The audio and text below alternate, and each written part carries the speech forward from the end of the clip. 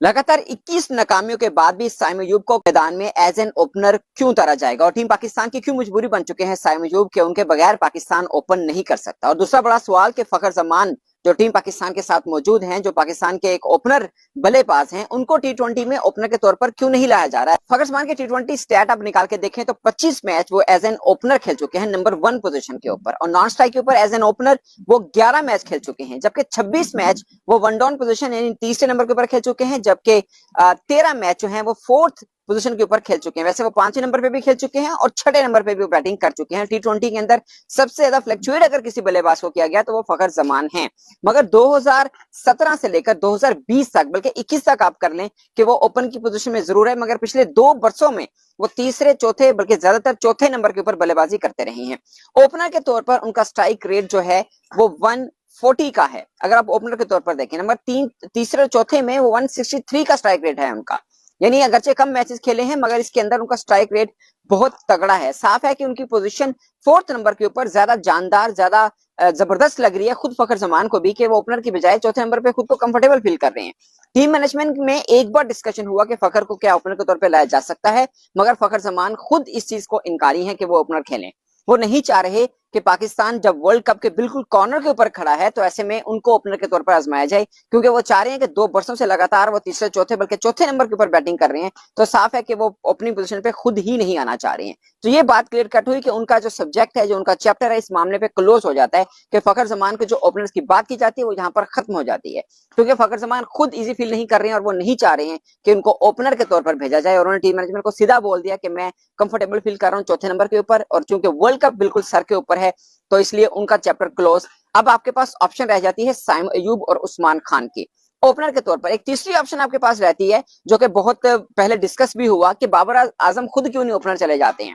तो उसके ऊपर क्या प्रॉब्लम रहती है वो मैं डिस्कस करूंगा। फिर साइम अयूब क्यों मजबूरी बन चुके हैं उसके ऊपर हम बात करेंगे। अगर बाबर आजम ओपन कर लेते हैं रिजवान के साथ तो आपका वन डाउन पोजीशन थोड़ा कमजोर पड़ जाता है, तो उसके अंदर आपके पास ऑप्शन ये है कि आप साइम अयूब के साथ जाएं या फिर उस्मान खान के साथ जाएं। ये आपके पास ऑप्शन है। उस्मान खान जितने मैचेस खेले हैं टीम मैनेजमेंट उन पर भरोसा नहीं कर रही है, और शायद अब इनको थोड़ा रियलाइज हुआ है कि जल्दबाजी के अंदर फैसला किया गया और उनको टीम के अंदर लगाया गया। जो हम सब पहले कह रहे थे कि उनको फर्स्ट क्लास के सीजन 1-2 खिला लेने चाहिए, उसके बाद आपको उनको सोच लेना चाहिए, मगर चूंकि उन्होंने अपना यूएई का चैप्टर क्लोज किया तो टीम पाकिस्तान उस कुर्बानी की वजह से उनको टीम पाकिस्तान के साथ जोड़ रखा है। और ये बात मैं सिर्फ इसलिए भी कह रहा हूं कि उस्मान खान को उसके बाद चांसेस नहीं दिए गए हैं। अगर आप उस साइम अयूब के ऊपर बार बार मेहनत कर रहे हैं तो आप उस बीच में आप उस्मान खान पे अगर आपको भरोसा है तो आपको उसको उसके ऊपर भी ट्राई कर लेनी चाहिए, मगर पाकिस्तान क्रिकेट टीम जो है वो उनके ऊपर ट्राई आउट नहीं कर रही है। और बाबर आजम साफ कह चुके हैं कि जो कॉम्बिनेशन हम इंग्लैंड में मैदान में उतारेंगे वही वर्ल्ड कप में आपको नजर आएगा। तो उस्मान खान 15 में नजर शायद आए, मगर प्लेइंग 11 के अंदर फिल वक्त टीम मैनेजमेंट उनके ऊपर भरोसा नहीं कर रही, इसलिए उस्मान खान वाला चैप्टर क्लोज।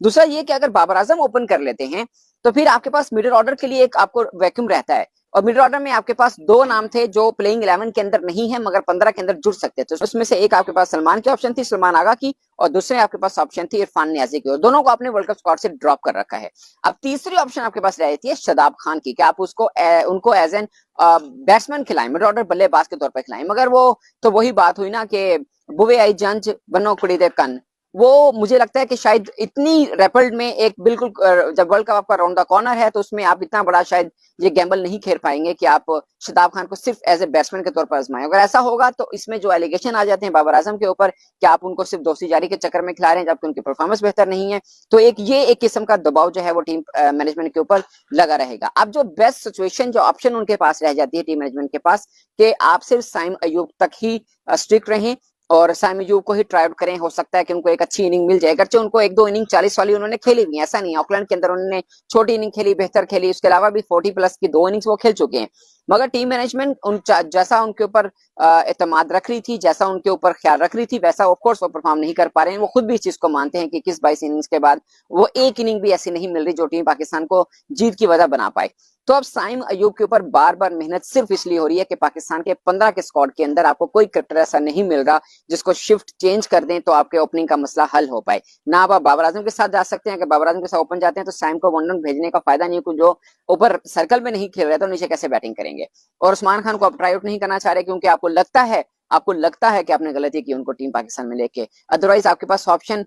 मुझे लगता है कि जल्दबाजी में आप साइम अयूब की तरफ गए, या आपको पीएसएल से लगा कि साइम अयूब ज्यादा बेहतर ऑप्शन होगी। अदरवाइज आपके पास अब्दुल्ला शफी की ऑप्शन थी, अदरवाइज आपके पास मोहम्मद हारिस विकेटकीपर बल्लेबाज की ऑप्शन भी मौजूद थी, क्योंकि ओपनर के तौर पर 2022 वर्ल्ड कप वो 4 मैचेस में 3 में वो परफॉर्म कर चुके हैं, उसके बाद सिर्फ 5 मैचेस उनको मिले, यानी वो 9 मैचेस के बाद बुरे बने। आप इनको 21 मैच के बाद भी रगड़ा रहे हैं कि शायद ये ओपनर बन जाए। तो सवाल का जवाब दोस्तों सीधा सीधा ये है कि साइम अयूब के अलावा पाकिस्तान के पास फिल वक्त जो टीम मैनेजमेंट सोच रही है, ऑप्शन नहीं है कि किसी और को ओपनर के तौर पर ट्राई आउट किया जाए। और ये आप गैम्बल समझ लें कि साइम अयूब को यहाँ पर फिर खिलाया जाएगा, और हो सकता है उसके बाद भी खिलाया जाए कि 2 मैचेस में शायद कोई एक इनिंग मिल जाए, या उनको पैगाम दिया गया हो कि आप लगातार खेलेंगे, आप अपने आप में कॉन्फिडेंस रखें और दबाव में मत खेलें, कोई एक इनिंग दें ताकि आपको आगे वर्ल्ड कप में भी ओपनर के तौर पर लगाया जा सके। तो दोस्तों जो बहस हो रही है कि साइम अयूब को इतनी नाकामी के बाद भी बावजूद भी इतने चांसेस क्यों दिए जा रहे हैं, उसकी रीजन दरअसल पीछे ये है कि 2-3 शिफ्ट चेंज करने के बावजूद, खिलाड़ियों को ऊपर नीचे करने के बावजूद आपका कॉम्बिनेशन बुरी तरह से डिस्टर्ब होता है। और खासकर जो सबसे बेहतर खेल रहे हैं इस पूरी टीम